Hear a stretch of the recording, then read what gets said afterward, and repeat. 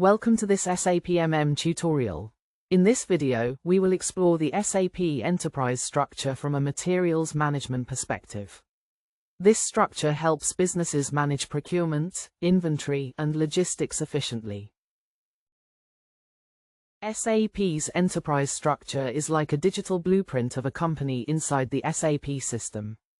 It defines how different departments, factories, and warehouses interact with each other in procurement and inventory management. This structure is essential for seamless business operations, ensuring that purchasing, storage, and finance work together smoothly. Let's break it down step by step, using the example of TechX Electronics, a company that manufactures laptops and mobile phones worldwide. In this example, the enterprise structure of TechX Electronics is: client, TechX Electronics, company code, TechX USA, TechX Germany, TechX India, plant, factories in USA, Germany, India, storage locations, raw materials, finished goods, defective goods. At the highest level, we have the client. This represents the entire corporate group inside SAP. All financial transactions, master data, and settings exist within the client. Each legal entity in a country is represented as a company code. This level ensures financial reports are created for each business separately.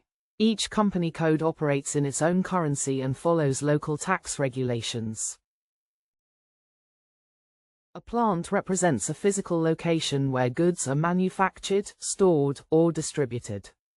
It could be a factory, warehouse, or distribution center.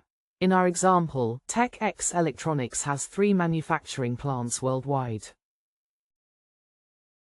Inside each plant, we have storage locations, which help organize inventory efficiently.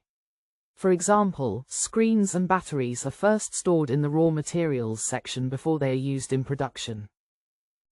The purchasing organization is responsible for buying goods and services for the company. It can be centralized or decentralized. A centralized purchasing org buys materials for all plants, and a decentralized purchasing org buys materials for a specific plant only. For example, TechX Electronics has a global purchasing organization handling international orders and the local purchasing teams for USA, Germany, and India. Each purchasing group specializes in different types of materials. This ensures the right team handles the right products. Let's apply what we learned with a real-world scenario. The Mumbai factory needs 1,000 laptop screens. For this, purchase requisition is created. With reference to this purchase requisition, a purchase order is created and sent to the vendor. Vendor supplies the goods which arrive at the factory and are stored. The vendor is paid after invoice verification.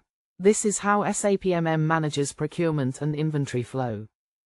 In this video, we covered the SAP Enterprise Structure in the MM module with practical examples. In the next video, we will dive into the configuration of these enterprise structure elements in SAP MM. Don't forget to like, subscribe, and hit the bell icon for more SAP tutorials. See you in the next video.